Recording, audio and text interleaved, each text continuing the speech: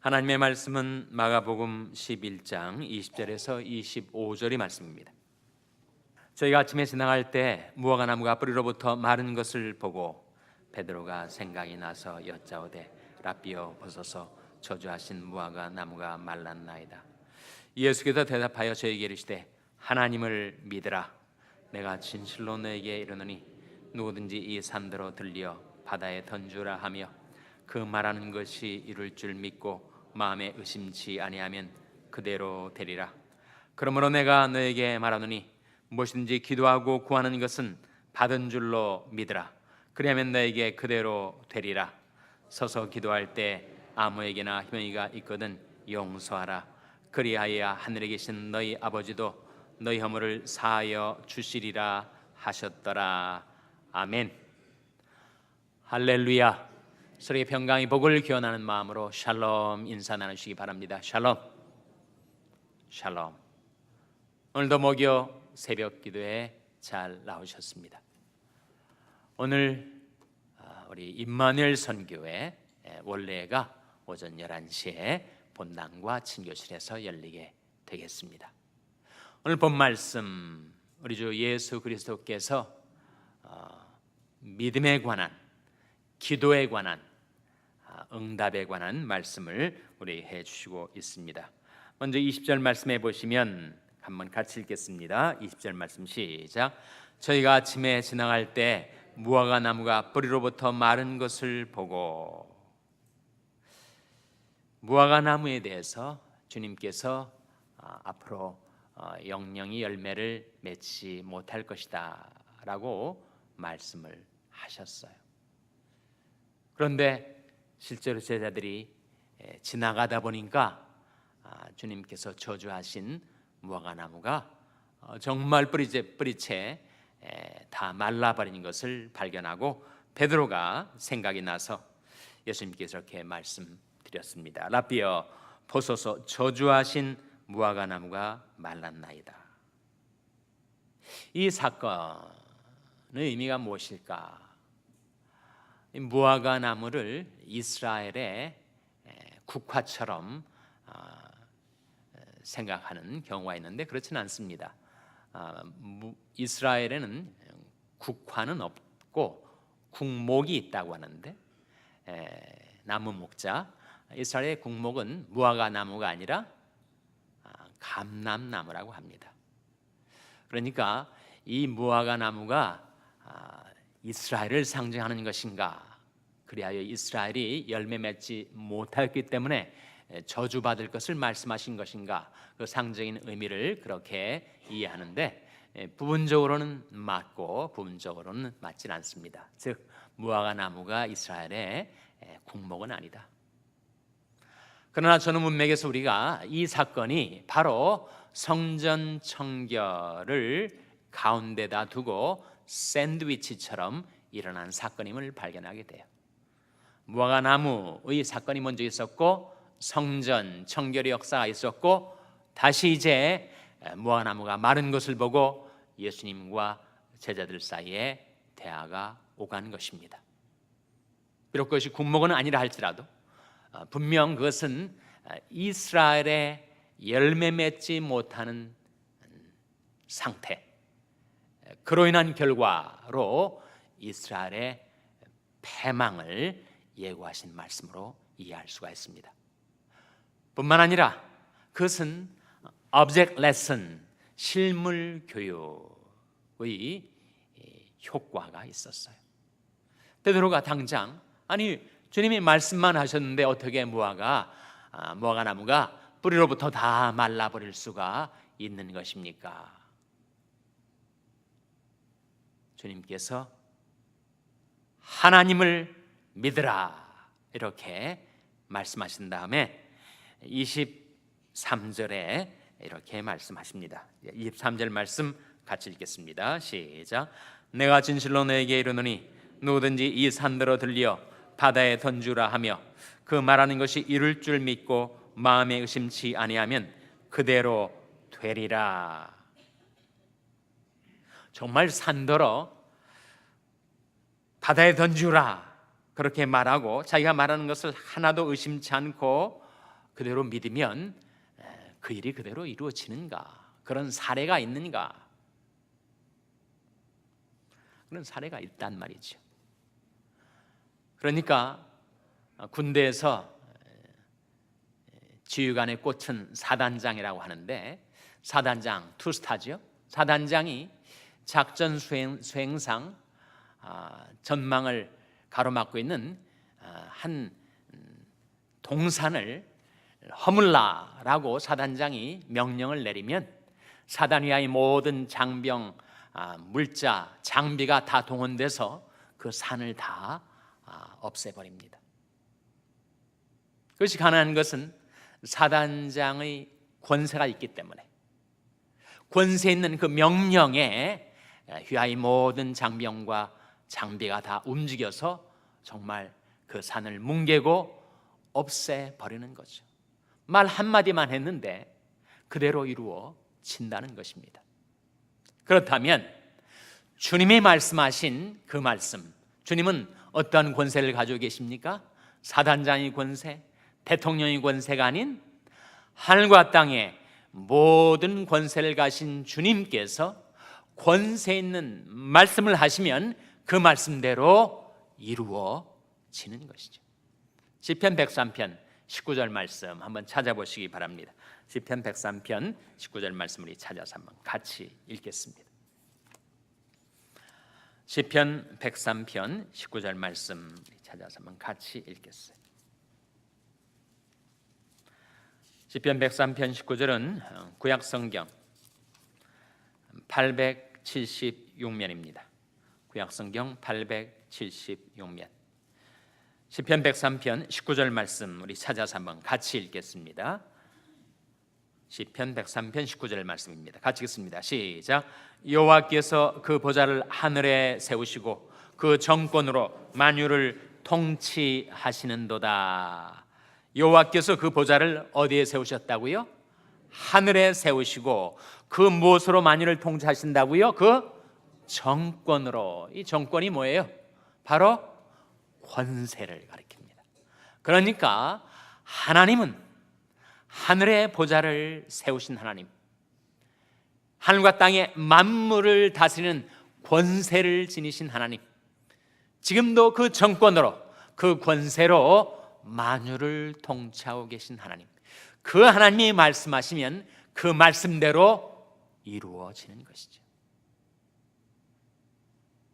여호와께서 말씀으로 천지 만물을 창조하시고 지금도 다스리고 계시니 그 하나님의 권세를 의지해서 우리가 말할 때 우리 말에도 권세가 주어진다 하는 말씀이죠. 그래서 우리 말은 중요합니다. 내가 어떻게 말하고 살아가는가, 내가 하는 말이 얼마나 영향력을 미칠 수 있는 것인가.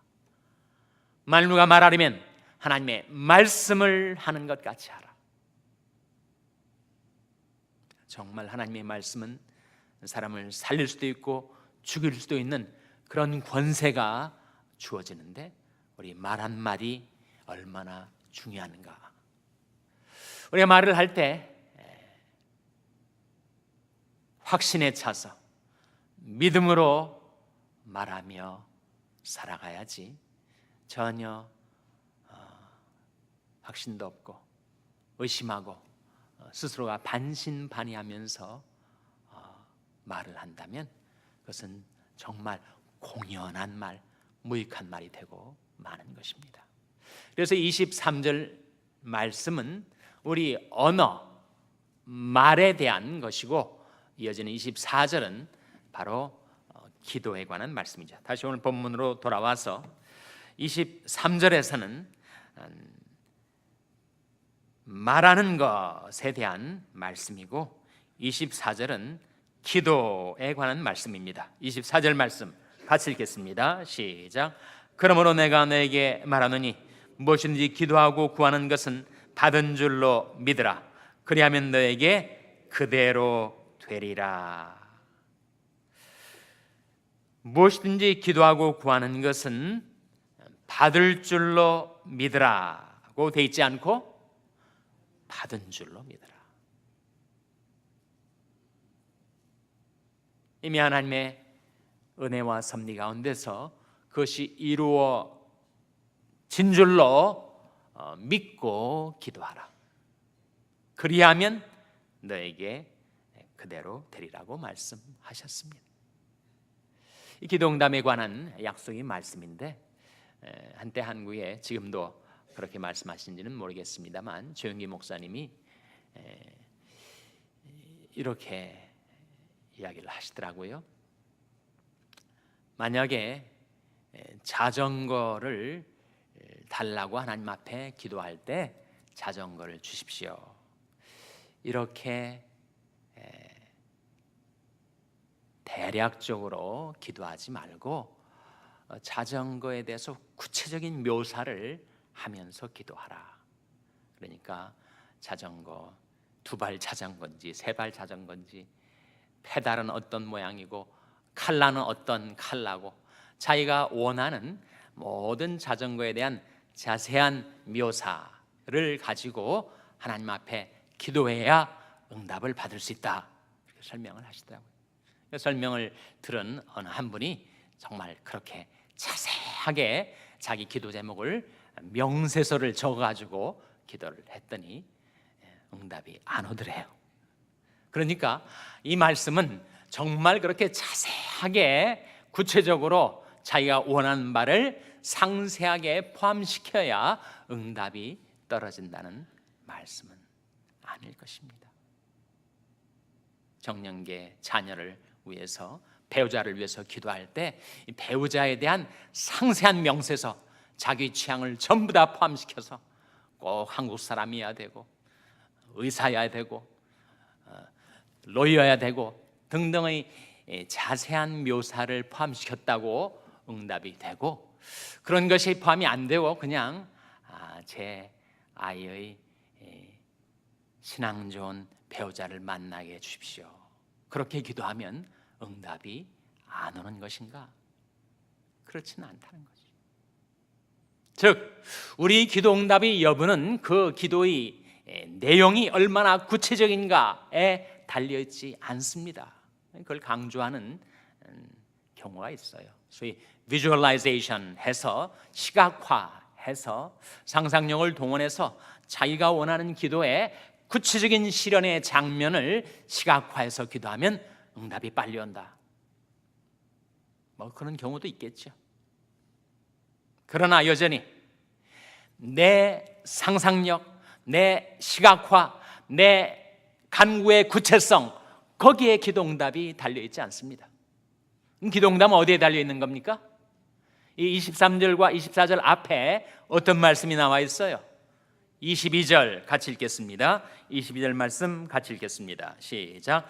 예수께서 대답하여 저에게 이르시되 하나님을 믿으라.